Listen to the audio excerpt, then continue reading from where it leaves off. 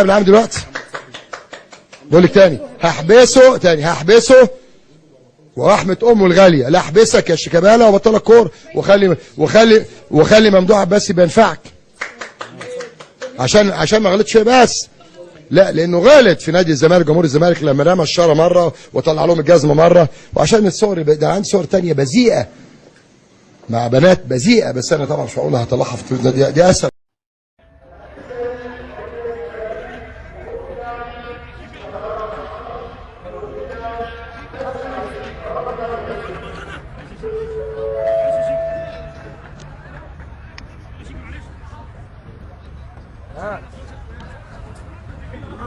سلم ولا ما تقعدنيش معاك بقى، مشيني بقى. يلا تيجي معلش، انت زهقتني يا واد. ماشي